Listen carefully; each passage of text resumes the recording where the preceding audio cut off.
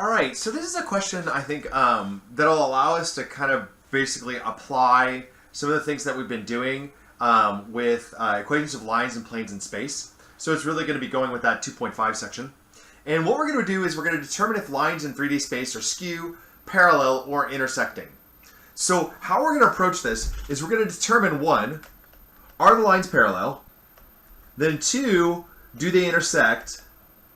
And if they do not intersect and they are not parallel, then they're going to be skew. Those are our choices. So either we want to figure out, are the lines parallel, or do the lines intersect, and if so, where do they intersect at, like what point?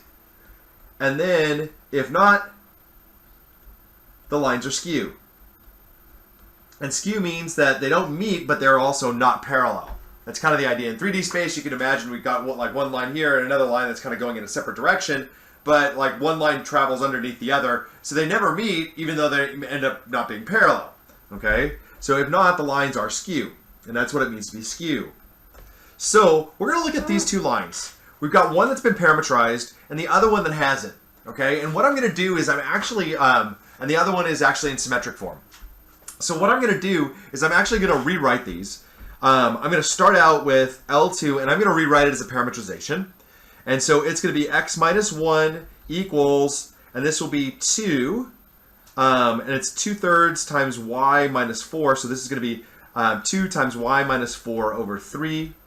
And that equals, and this will be 2z over 7 minus 2. Okay? And so this will actually be rewritten as x minus 1 equals 2y minus 4 over 3. Okay? And also we'll end up with, so we'll take this and we've got, this is x minus 1 equals, and if I rewrite this, it's 2/3 times y minus 4. And then this equals 2/7 times z minus 2. If I rewrite this as a vector equation, what I'm going to end up with is this is over 1. Okay, so this piece here is actually over 3 halves, and this is over 7 halves. So my vector, writing it in a vector equation, this is going to end up being, we can rewrite this, we'll call this r of t equals, and this will be 1 comma 3 halves comma 7 over 2, and we'll let this be t plus, or actually not t, this is s, because the other one's going to be t, s plus, and this will be then, so we got the minus 1, so that's 1, minus 4, that's 4, minus 2, that's 2. So there it is as a vector equation. And let's take a look at L1. We'll do the same thing for L1. So L1, remember that the values in front of the t's, those are actually your values for your vector in your vector equation. So we'll call this s of t. So s of t is going to end up equaling 2, 3, 7 t plus -1, 1, 0. Okay, so there's r of t, there's s of t. And now what we're going to do then is, the first thing I want to do is I want to ask myself, are the lines parallel? So in order to determine the lines are parallel, right? So for parallel, the lines should be scalar multiples. Or they are. Actually, we shouldn't say. The lines are scalar multiples. So parallel lines are scalar multiples of each other. They're in the same direction. And so what that looks like is we're going to just take a look at the direction vectors. Okay? So we've got 2, 3, 7. And we want to know, is that equal to some a times 1, 3 halves, 7 halves? Okay?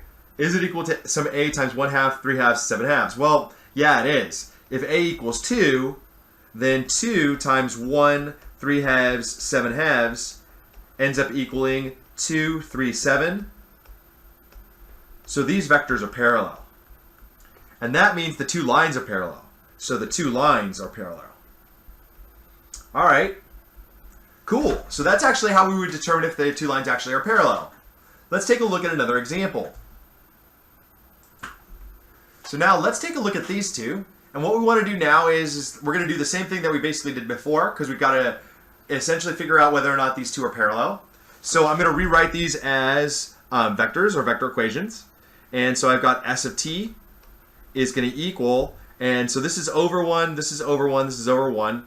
So it's going to be 1, 1, 1, t plus, and then this is going to be, so 0 is the value that's being added or subtracted from x, 0, 1, oh wait, that is a negative z, I'm sorry, that should be negative 1t, so there that is, and then 0, 0, 1, 0. Then our r of t, okay, we've got this is over 1, this is over 1, that's clearly over 2. So this is now going to be 1, this will be negative 1, because that's the coefficient is actually negative 1, and 2, call that s, plus now 2, 0, 0. So we've got 1, 1, negative 1t, plus 0, 1, 0, and then we have r of t is equal to 1, negative 1, 2, plus 2, 0, 0. Now if you look at this, we've got 1, 1, negative 1, and as you get better at this, you'll see, if, let's say for example, we want to set that, is it equal to a times 1, negative 1, 2, or c, you can also use c, c is oftentimes one that gets used more often, c times 1, negative 1, 2. Now, let's say for example, if we actually just set our x's equal to each other. So this is 1 equals c times 1, and so hence c must equal 1. In order for those two to be true, that's actually c is going to have to equal 1. Well, now we're going to take c times negative 1. So we got c times negative 1, and that's equal to negative c, and that should equal now 1. Well, that means that negative c, okay, that means c equals negative 1. That doesn't work. So for the first two, for the x values to be actually equal to each other, we need c to equal 1. And for the y values to equal each other, c has to equal negative 1, right? Okay, so no such c exists. And since no such c exists, what this means is the vectors are not parallel. And that's what it means. The vectors are in fact not parallel. Okay, great. So we're like, okay, we've got, we've determined, because we can't find a scalar that makes the two directions equal to each other, the two vectors are not in the same direction, and so hence they're not parallel. Now what we need to do is we need to actually go figure out, do they intersect? Now, if you think about it, whenever we think about intersecting lines, we're really solving systems of equations. In algebra, that's what we do. To solve a system of equations, we basically are, well, not basically, this is exactly what we're doing. And so what we're going to need to do is we're going to need to find a t, and we're going to need to find an s, such that we get the same vectors for r of t and for s of t. Okay? Essentially, that's the idea there. In fact, that's exactly the idea. So what I'm going to do then is I'm actually going to take my vector equation and I'm going to turn it into a parametrization. So I've got x for s of t. I've got x equals, and we'll have t plus 0, right? T plus 0. Y is going to equal t plus 1, and z is going to equal negative t. Okay? And so basically, if you remember how we turn a vector equation into a parametric equation, that's how we do it. We're just going to, multiply the coefficients next to t, or the components next to t, okay? And then add to them basically our intercept here. And then for r of t, what I'm going to do is I'm going to take this and I'm going to have, all right, we've got x is going to equal t, or s plus 2. And y is going to equal negative s plus 0. Is going to equal negative s. And z is going to equal 2s is going to equal 2s plus 0. So it's just going to be 2s. And so there's our parametrizations. So now I've got x equals t, I've got y equals t plus 1, and I've got z equals negative t. Okay? So what I'm going to need to do, if you think about like when do actual equations equal each other, it's when the points, we have a point, the lines share a point. Okay?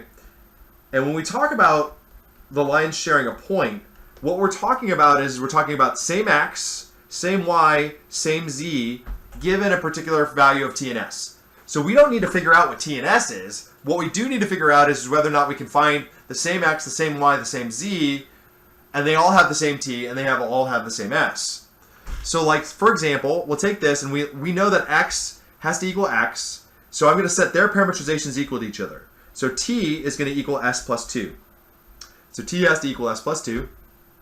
And so then what that means is that I'm going to plug in, since t equals s plus 2, I can plug in that value of t into y. So that means that y here is going to then equal s plus 2 plus 1, which equals s plus 3.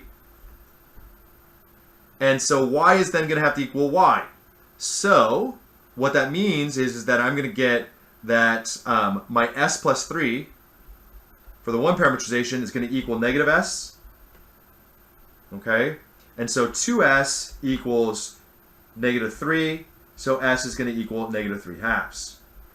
And so that gives me my value of s. I can actually go in and put that into t now. So t is going to have to equal negative 3 halves plus 2, which equals 1 half. Okay? So theoretically, if everything works out, we should get the same x, same y, same z. Okay? Same x, same y, same z when t equals 1 half and when s equals negative 3 halves. So let's try it out.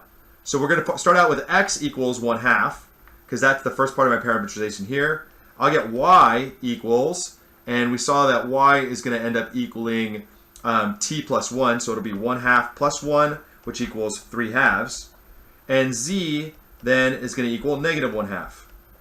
And all I did there was I just plugged in 1 half into t. Now I'm going to take a look at my other equation. So x is going to equal negative 3 halves plus 2, which equals 1 half. Y is going to equal, and it'll be negative of negative 3 halves, because that's my parameterization again. Okay, which equals 3 halves. And z is going to equal 2 times 3 halves, or 2 times negative 3 halves, which equals 1 and 1 half, which equals, or excuse me, negative 6 over 2, which actually ends up equaling negative 3. Okay? So we go through, we're going to check this, we're going to see, oh, okay, well, take a look, right? I went in and I tried to find an x, y, and z, okay, that we're gonna match. Okay? To get x to match x, basically what I did was I set the x values equal to each other. Okay, and then because I just had t, I just solved for, I just let t equal s plus 2. Plug that in for y, okay, and then I solved for, I set the two y equations equal to each other. So y was equal to s plus 3, and this y was equal to negative s. So I took s plus 3 equals negative s, and that gave me s equals negative 3 halves. Plugging that back into my equation for t, I got that t would end up equaling 1 half. Now, when I plugged in 1 half into the parameterization for s of t, what I got was I got 1 half, 3 halves, negative 1 half. And when I plugged in negative 3 halves into r of t, my second parameterization, I got x equals 1 half, y equals 3 halves, great, but z would then equal negative 3. What this means is that the two lines do not intersect. So the two lines do not intersect. I did not find a point of intersection. Tried to solve the system of equations and I couldn't do it. It's basically what happens here. So since the two lines are not parallel and they do not intersect, this means the lines are skew. Okay? And so basically that's the process that we're going to use in order to prove or in order to show whether or not lines are parallel, whether or not they intersect, or whether or not they're skew. They're skew. So let's do it again. This actually might be a good thing to kind of get a little bit of practice with. It goes through a lot of things from parameterization and working with planes and lines. Okay, so let's try this out. Let's say I've got line 1, and line 1 is 3x equals y plus 1, which equals 2z. I'll rewrite that as x over 1/3 equals y plus 1 over 1, which equals z over 1 half. And that's going to be great because that'll allow me to write my parameterizations and also my vector equations. Then I got line 2, okay, and that's written actually, that's already parameterized, so I don't actually need to change that up any. So I'll write my vector equations now. And my vector equation for line 1 will make that r of t, and that's going to end up equaling 1/3, 1, 1 half, and we'll make that times t plus, and this will be 0, 1, 0, right? Or 0, negative 1, 0. 0, negative 1, 0. And then we'll have s of t, which is this other one, and its parameterization, we've got 2, 6, 3, so that's going to equal 2, 6, 3. We'll multiply that by s plus, and this will be 6, 17, and 9. Awesome.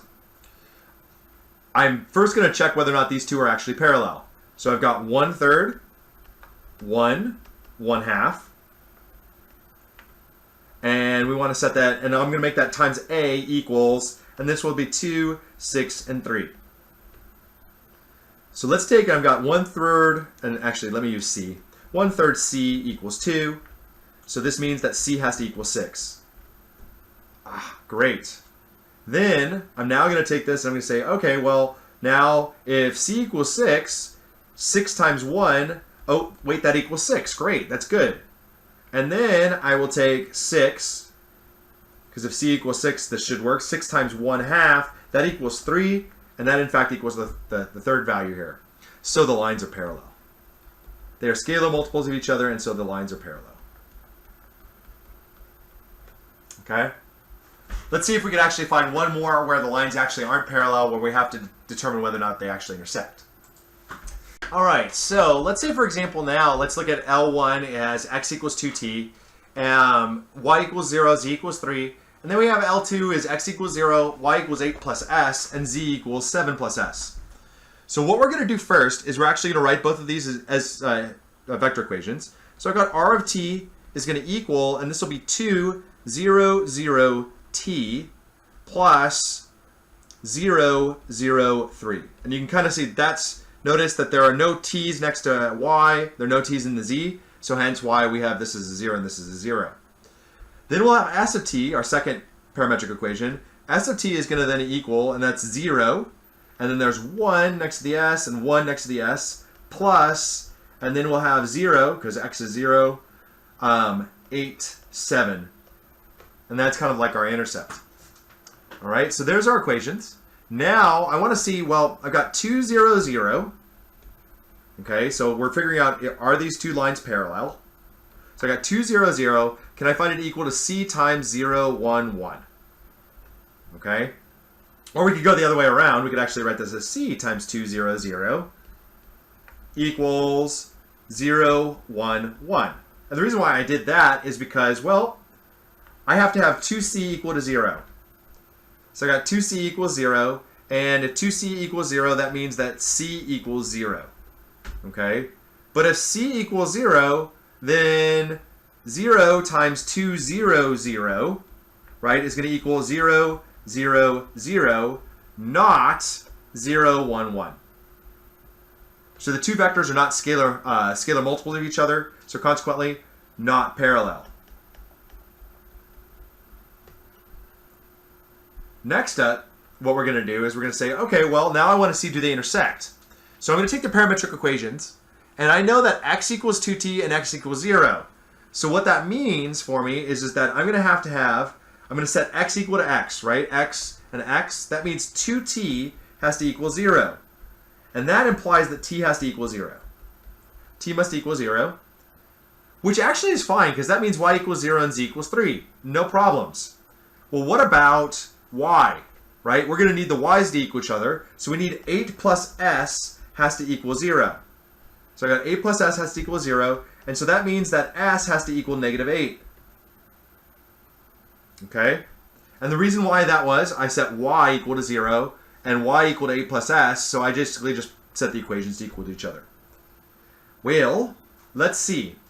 What happens if I put in negative 8 for s? So z equals 7 plus negative 8. That equals positive 1, or excuse me, negative 1. But notice, so z is going to equal negative 1, but in L1, z equals 3. So consequently, right, negative 1 does not equal 3, so there's no intersection. Consequently, what does that mean? This means the lines are skew.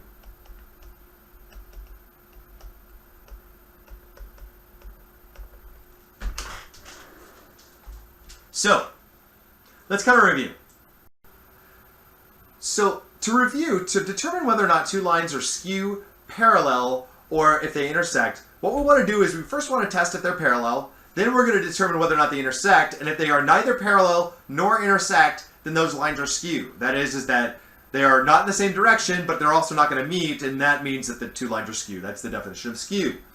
So first, to determine whether or not two lines are parallel, what you're going to do is you're going to take those direction vectors. The direction vectors, when you rewrite vector equations, and you're going to see whether or not they're scalar multiples of each other. Basically, take one of the vectors, multiply it by a scalar c, and see if you get the other vector, right? If you can't do that, then what you end up having there is you end up having two vectors that are not, in fact, in the same direction, so not parallel. Secondly, we want to go in and figure out whether or not we have an intersection. To determine whether or not we have an intersection, what you need to do is you need to find an x, a y, and a z, okay, that are the same in both equations, right? We need a point, x, y, z, that are the same in both equations. How we do that is we actually set the parametrizations equal to each other, all right? In our last case, we didn't have to really do a lot. It was actually kind of simple. But in the other case, what we had to do was we had to solve for one of the parameters, okay, and then use that parameter in order to solve for the other parameter, okay? And then once we had done that, what we did is we put both parameters into the parametric equation and see if we get the same x, y, and z. If you don't get the same x, y, and z, that means that the two lines don't intersect. Okay, that's your problem. They don't intersect. And since the two lines are neither parallel nor intersect, they must be skew. Okay, and that's our process for determining whether or not two lines are skew, parallel, or if they intersect.